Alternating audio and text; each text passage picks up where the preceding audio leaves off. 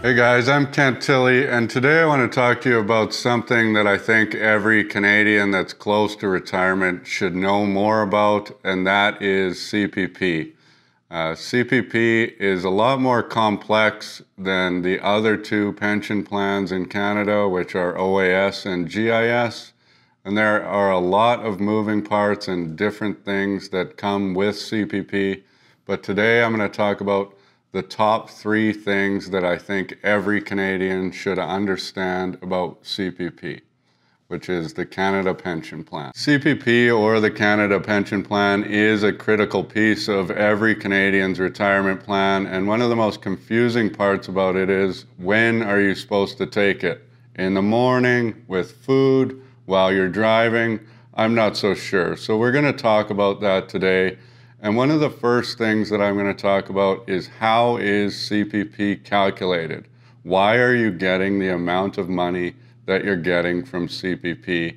And that is a very complicated calculation, which is even more complicated today, because in 2019, the Canadian government decided to introduce something called the CPP enhancement, which basically, the basic premise of this was to say, since employers no longer have as many defined benefit pension plans or defined contribution pension plans, Canadians' retirements are going to suffer in the future, so they're basically forcing the younger generation and their employers to save more into CPP, which effectively is supposed to recreate a third of your income in retirement, whereas today the calculation is trying to reproduce about a quarter of your income in retirement. So that's what the CPP enhancement is.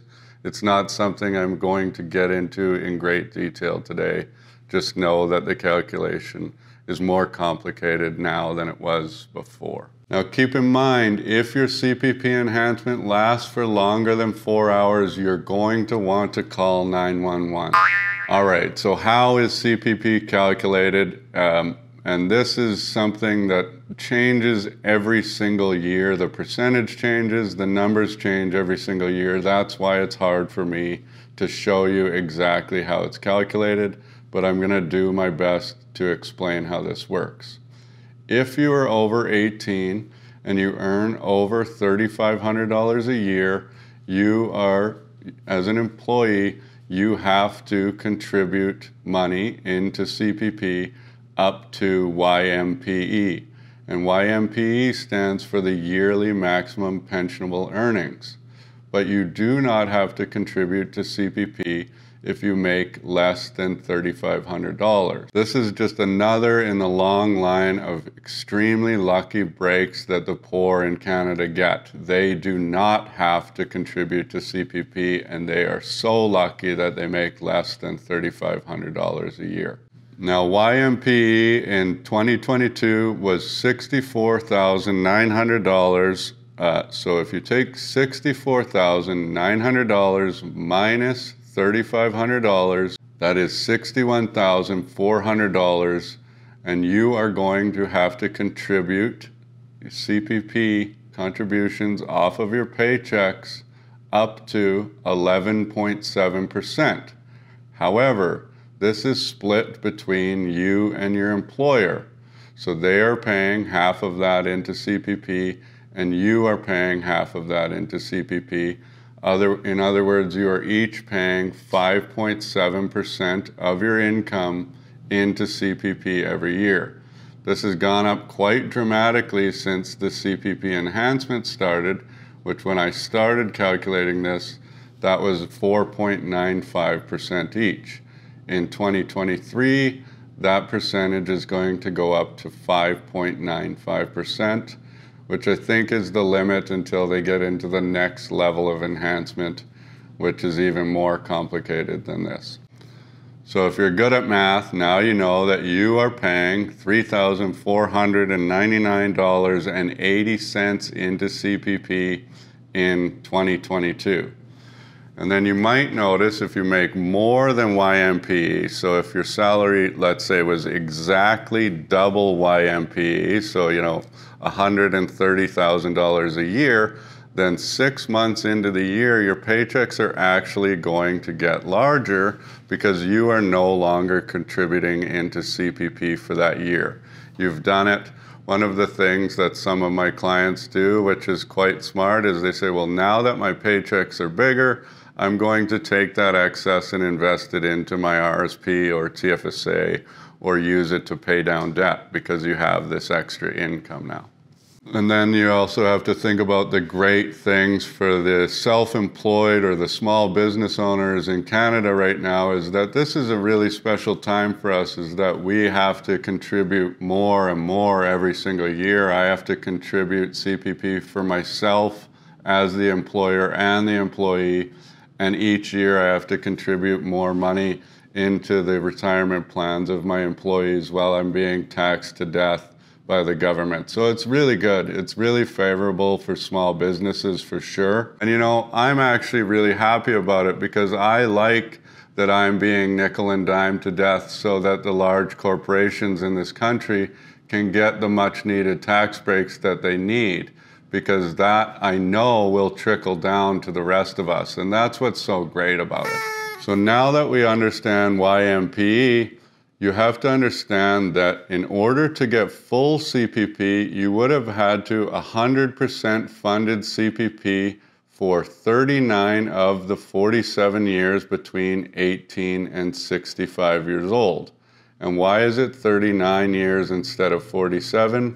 Because the government has something called the general dropout provision, which allows every Canadian to take out their worst 8 earning years that do not get calculated into the CPP calculation. So basically, you could work full-time from 18 to 58 and then be entitled to full CPP because you contributed for 39 years. Generally, people go to school, maybe they're training, maybe they're just not earning money in their 20s, or they take a year off or whatever. So it's somewhat helpful to allow people to get maximum CPP. Now, if you are paying just 50% of YMPE for those 39 of 47 years, then you are going to be entitled to 50% of max CPP. I hope that starts to make sense. So that's why if you weren't making in today's dollars about $65,000 a year in your career, you will not get maximum CPP. Now there's another provision that allows primary caregivers of children to actually take out years because they were, on maternity or paternity leave. So basically what this says is that if you have a child, then you can potentially take out the next 7 years out of your CPP calculation. So if you had a baby in 2010 and then you had another baby in 2016, you can take out those first 6 years and then 7 years past 2016. So you can actually drop out the years between 2010 and 2023. And I did a stupid video a long time ago where I talked about how you could perfectly time the births of your children so that you could basically get max CPP by only contributing to it for like 1 year or something. I wouldn't necessarily recommend this as a strategy, but I think if you really want to time your babies with CPP, it's a really good financial decision that every young parent should really think about. Now, something that always gets talked about when we bring up CPP is, how much of a ripoff it is, and it's the worst thing for Canadians and all of this stuff. But what we need to actually look at is how much money were the retirees of today actually putting into CPP over their lifetime, and do they actually have a foot to stand on when they're complaining about how bad of a ripoff CPP is? So I decided that I was going to bring up the tables and look at how much somebody actually contributed to CPP over their lifetime compared to what they're getting today. So let's look at somebody that's 65 today and started working at 18 years old in 1976. As you can see, in 1976, YMPE was $8,300 and the contribution percentage was 1.8%. compared to 5.95% in 2023. That means in your first working year, you had to put in a whopping $135 into CPP as well as your employer. Crazy, hey? Like, think about 1976. That was a time when, babies could buy cigarettes and drinking and driving was legal. So what I wanted to do was I wanted to total up the maximum amount of money that somebody that started working at 18 years old and is 65 today would have contributed into CPP over their lifetime by using this chart. This number equates to $68,432.60 for the employee and for the employer. Now let's look at what CPP maximum is paying out today, which today, starting today, the maximum amount you can receive per month in CPP is $1,306.57, which means that it is going to take you 52 months to recoup the money that you put into CPP over your working life. That sounds like a pretty good deal to me.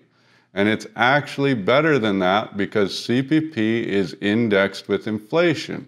So each month or quarter, your CPP is actually going to go up with inflation, and it's going to take less than 52 months to recoup this investment you put in there. You did not have to contribute very much into CPP in order to receive $1,300 a month for the remainder of your life, no matter how long that lasts. So now I know that I've lost probably half of my audience because you're saying you don't know how tough it was and whatever, but today's 30-year-olds have to put in basically 6% of their income into CPP, and when you were that age, you were putting in much less at a number of maybe 2% of your contributions of your salary. You were maybe putting about 2% of your salary into CPP when things cost a lot less. And the reason that we have to do this is to ensure that this plan remains solvent for you and us. So this is costing us a small fortune every year, whereas it did not cost that much back in the day. So I'm sorry to say this, but you are getting a pretty good deal with CPP compared to what we are going to get.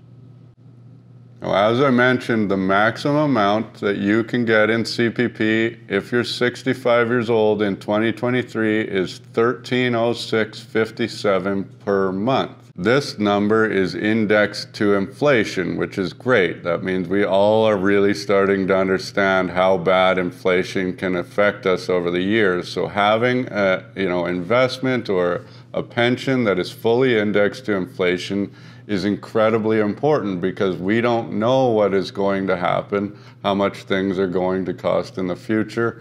And when we have inflation at 6, 7, 8%, it's very important that your pension keeps pace with that, while your investment portfolio likely won't, because you also have to outperform inflation with your investments, let alone even keeping up with it. So that is why CPP is such a critical part of your retirement income, because it's one of the safest bets that you have.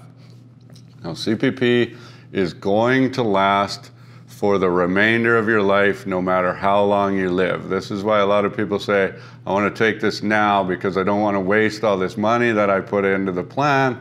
I don't want to lose all this money. That's 60 grand that I put into this. I need this right now. And that's kind of what you're saying. Now, if you have a spouse and your spouse does not receive full CPP, then their survivor benefit is going to allow them to take your portion up to the maximum that an individual can receive. So if they were receiving $1,000 a month, they will get $306.57 extra for the remainder of their lives as sort of the spousal survivor part of it. Another really sweet thing with CPP is that it pays out a one-time death benefit to everybody that contributed to it of $2,500. And this is just an absolutely incredible amount, especially if you've never received any of the CPP that you ever got and you passed away before you got to receive it. This is completely tax-free, and that $2,500 is going to be able to buy like a super sweet sandwich tray at your funeral, and maybe even allow you to look really good with an open casket by getting some professional makeup done with some blush and some rouge, and you're gonna look really pretty. So, you know, that $2,500 is gonna be a big windfall for your family for sure. Now, one of the biggest things that every Canadian needs to know about CPP, and I know if you've watched any of my videos or, you know, Adam's at Parallel Wealth, we talk about this a lot, and which is the timing of CPP. I'm not going to talk about the timing of CPP. I'm just going to explain the difference of what you get taking it at different stages of your retirement. You are allowed to take CPP at any point in time between the ages of 60 and 70 years old. Now, the main calculation is based on retiring at 65 years old. And what they're going to do if you decide to take it earlier is they're going to reduce that amount that you're going to get based off of the maximum. So for every single month that you take it before your 65th birthday, you're going to get a 0.6% reduction in what you're going to receive for the remainder of your life, which equates to 7.2% a year, or a 36% reduction if you take it at 60 years old compared to 65. Now, what the government was also trying to do was sort of incentivize Canadians to potentially delay taking CPP. So if you decide to take CPP after 65 years old, you're going to get a 0.7% increase in what you're going to get every single month. And if you delay it that full 5 years until 70, that means you're going to get a 42% increase on what you would have received at 65 years old. Now, what you have to also remember is that this number that you start taking actually gets indexed to inflation. So basically, if you took it at 70 compared to 60, you're getting like a 2.2 times as much CPP, but that is also indexed to inflation for the remainder of your life. So that indexing is going to compound on itself and actually really work in your favor. So I'm not saying that everybody should take CPP at 70, because there are certainly factors that come into this that mean that Canadians should take it earlier or have to take it earlier. Most of those are based on, do you need the money, and do you expect to live a long time? Because if your health is poor, then you should be taking it earlier to actually get some of your money out of it. And if you need the money, of course you should take it. But if you are able to, most of the math suggests that Canadians should actually delay taking CPP until after 65 years old, even though about only 2% of Canadian retirees actually wait until 70 to receive CPP. So we can get into more and more reasons about the advantages and disadvantages of the timing of CPP. It is a very, very important retirement decision that I think everybody should work with a financial planner to come up with the right solution for themselves. Now, shameless plug here. We at K4 do this all the time with our $500 financial plans for retirees. We'll sit down with you, we'll talk with you about your numbers, what you have, what your CPP is going to be, and then we will help you decide when you should actually take CPP in order to make sure that you get the most out of your retirement and are able to live the way that you want in retirement. Which brings us to point number 3.